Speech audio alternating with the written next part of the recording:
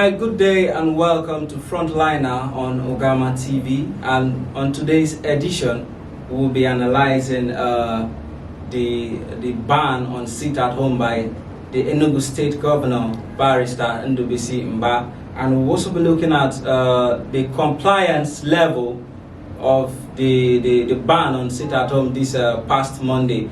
It could be recorded that on the 3rd of June 2023, the governor had directed all public and private sectors in the state to resume their normal activities in the state on Mondays. But looking at what happened this past Monday, there was a very low level of compliance, and we took to the streets to talk to the residents of Enugu, and most of them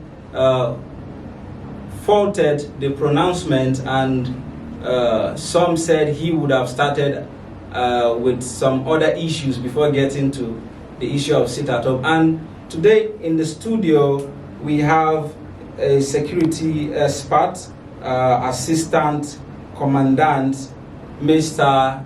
Denny Manuel Iwuchukwu, the Assistant Commandant Nigerian Security and Civil Defense Corps, and he is also the immediate past public relation officer of the agency in Enugu State. Mr. Denny Manuel, you're welcome. Thank you very much. Looking at the security situation in the southeast and how various state governments have been able to manage the situation at their various states, how will you rate this security issue we have in terms of government commitment in the fight against insecurity in the southeast?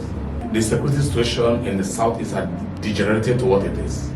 Okay. It's not a welcome development at all, and the government of various states are making their own individual efforts to curtail the ugly situation.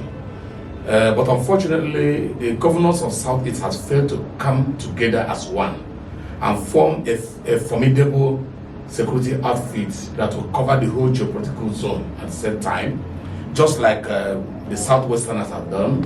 Like they have the Amotekun there, and Amotekun is doing a very nice job.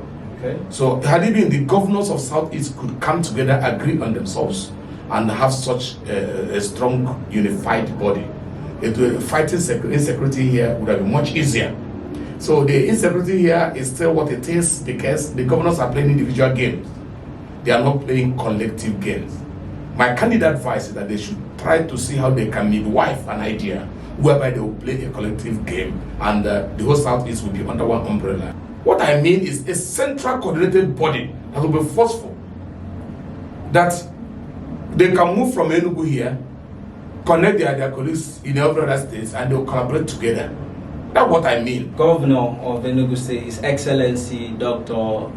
Peter Mbah, has hit the ground running, and he has taken very critical steps in addressing issues. The other day I saw clips and pictures of where he was clearing the streets in the Abakpa area, and some certain policies he has put in place to ensure that the welfare of the people is top-notch on his agenda for the state. Then coming to the issue of security, barely a week into government, he placed the ban on the sit-at-home order, which has been on for about a year and some months now. And matching towards the action, he was out on Monday to supervise, to monitor the compliance level. He went to Gariki, he went to the state secretariat, he also went to Akwata area in the main market. So I was also out, our team of correspondents went out, we looked around, and we observed that there was low level of compliance. So what do you have to say about that, sir? I want to appreciate the governor of Enugu State, His Excellency Dr. Peter Mbah. I want to say that I'm happy that this is the first time an entrepreneur is becoming the governor of Enugu State. This is the first time an entrepreneur, a businessman. Okay. The government is serious business. And if you don't run a government as a business, you fail. So the young man is coming from private sector. Though this is not his first time of being in government, but he's a private sector driven individual. And he comes with a lot of zeal to make things happen, to change things. Yes, the sit at home we unfortunately find ourselves into is not a good one at all. If you know the level of damage and destruction that has done to the image and economic of the southeast geographical zone, you know that it's a pitiable situation.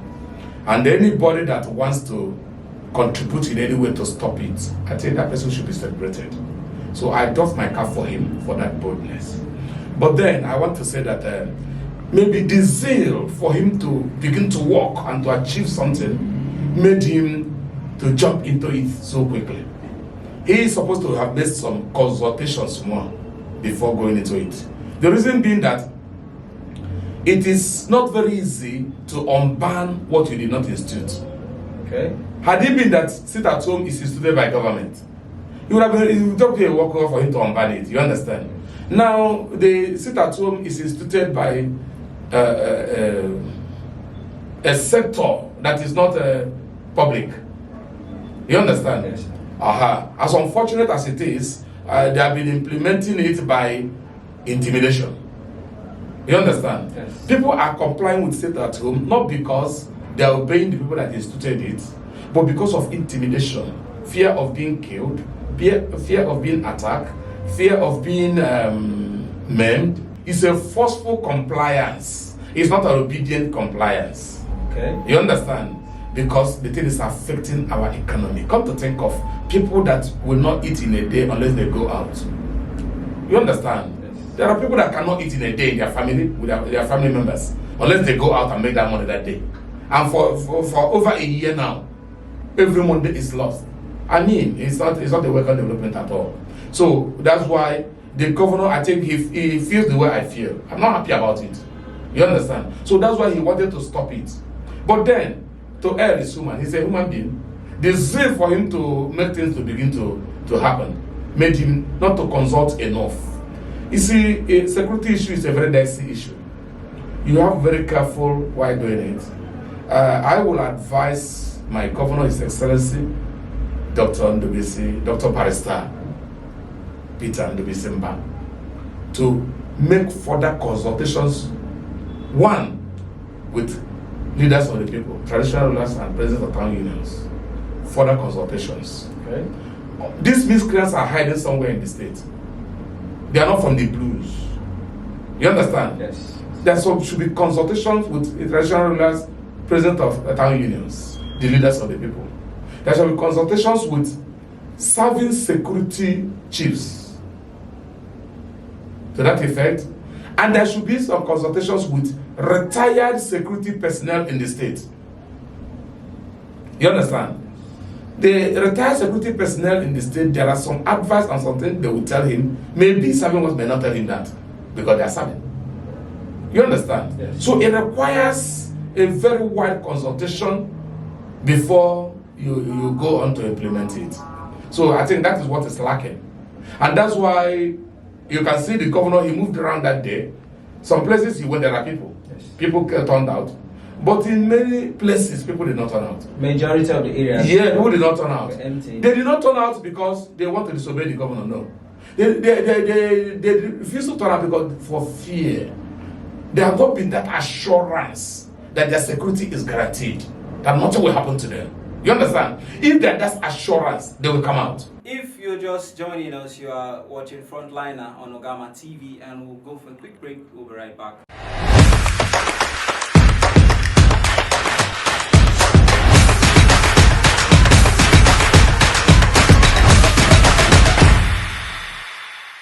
Alright, welcome back, Frontliner on Ogama TV, reaching you live from Enugu State, Coast City, Nigeria. And on the program today, we have the Assistant Commandant, Denny Manuel Iwuchukwu, retired, and also the immediate past Public Relations Officer of the Nigerian Security and Civil Defense Corps, Enugu State. Mr. Denny Manuel has been giving us in-depth analysis on the government ban on sit at home, and so far so good.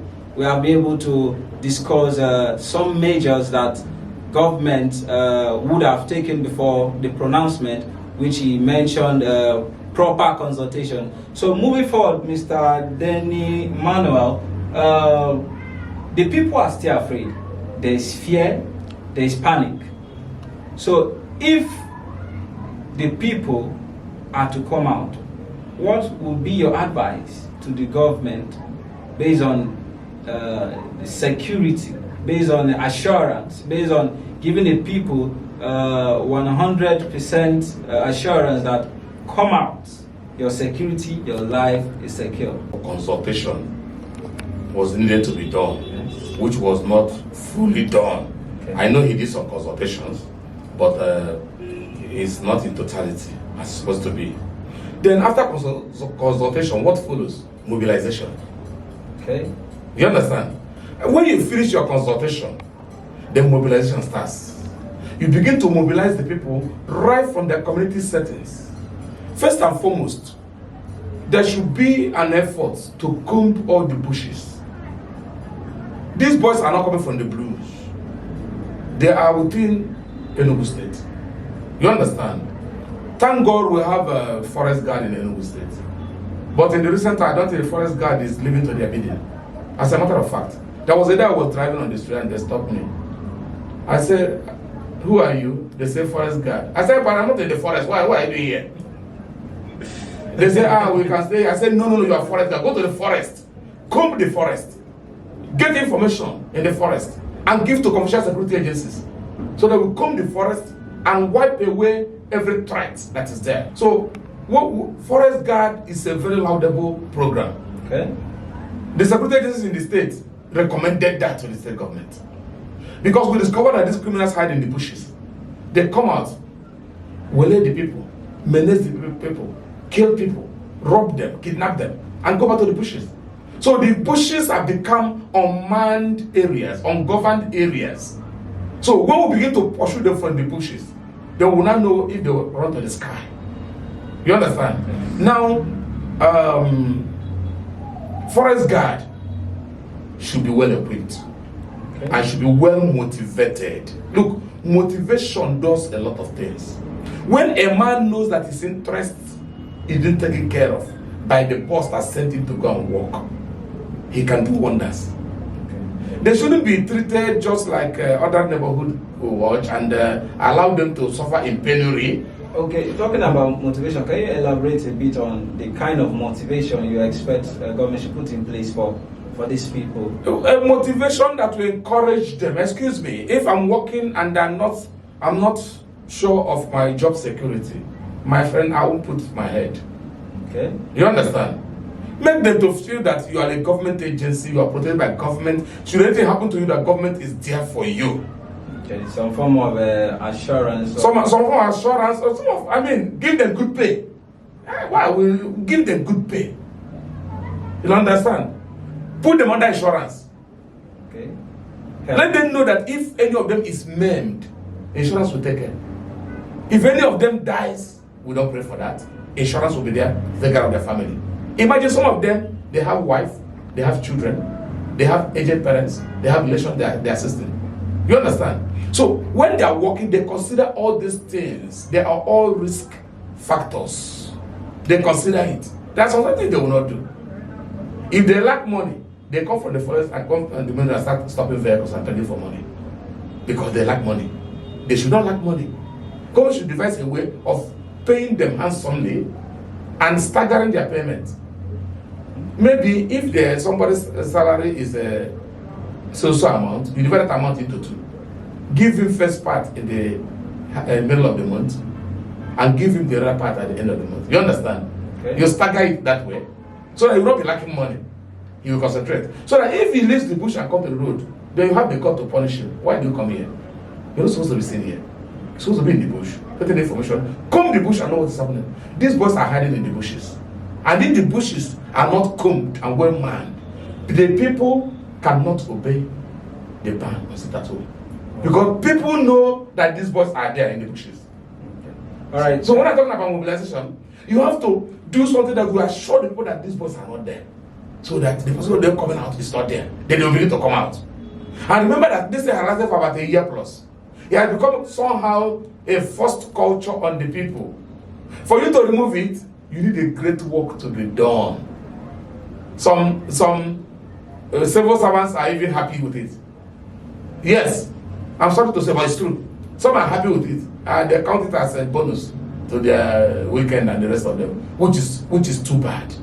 You understand? But it's like that. Just to wrap things up a bit, the information reaching us is that the state government has invited all relevant stakeholders to a town hall meeting, which will take place in a few days to come. What are your expectations for that meeting? What will you expect will be the outcome of that meeting? Security issues are not celebrated in television screens, neither in the pages of newspaper. If you want to hold security meeting, consultations, and get something, it won't even be open. It won't be an open meeting. Call them in a secluded places. Let many people not know that the meeting is going on. Then you get the core information of what you want.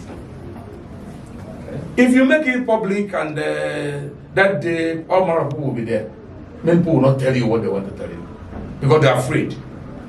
You understand? Security is a very dicey issue that when you are dealing with it, you need professionals to advise you on how to go about it.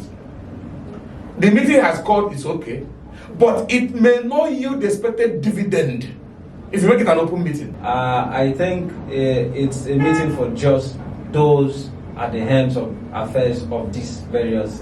Thank you very much. That is very good. But that meeting may not yield the expected dividend completely. Okay. There are some meetings that you hold. Security is security. You understand? That if you want to hold meetings that will benefit you and you get what you want, don't announce it. It will not be announced. Contact the relevant people. You understand? Contact the relevant people. And don't make the audience so large. There are people I will see in a meeting, I will not talk. Because I don't trust them. I'm not sure of their credibility. You understand? I will not talk. You ask me, I will say, oh, it's okay, let's go on, it's okay. I won't tell you what I have in my mind. But if I feel secured, I will open up and tell you what I know or what I think should be done to add to the efforts already on ground. Okay. You understand? So the meeting is calling, it's okay, but I will advise my governor, His Excellency, to go a little bit further. Let you know that security issue is not a public issue. Security issue is such a dicey issue that the man you are meeting with is considering his own personal security first.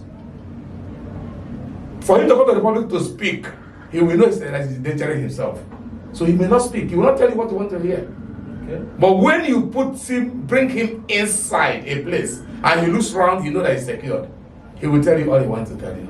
And by the time you put it into work, we'll begin to see results. All right, thank you very much, Mr. Denny Manuel Iwuchukwu, the Assistant Commandant, Nigerian Security and Civil Defense Corps, and the immediate past Public Relations Officer of that agency in Enugu State. And we have been discussing security issues, emphasis on the sit-at-home in Enugu, and it's been a wonderful interactive session with Mr. Denny Emmanuel. And by way of wrapping up, Mr. Denny Emmanuel, is there any ideas or takeaway view you want to share before we wrap up the program? Everybody is entitled to his opinion in democracy.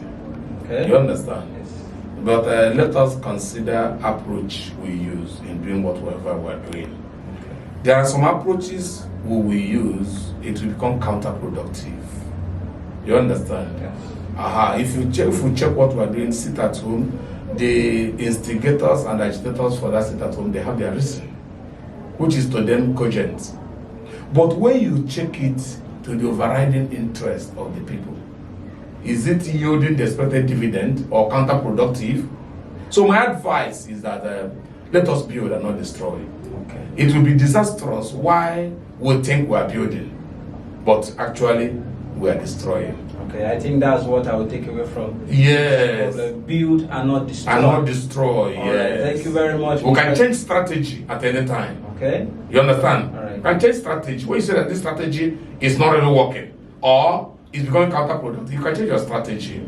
Okay. But let us not destroy our homeland. We have no other place. Thank you very much, Mr. Denny Emmanuel Iwuchukwu, the Assistant Commandant, Nigerian Security and Civil Defense Corps, and he is also the immediate past Public Relations Officer of the agency in Enugu State. It's been a wonderful time with you, Mr. Denny Emmanuel, and of course you, our viewer from wherever you are watching us from. It's Frontliner on Ogama TV.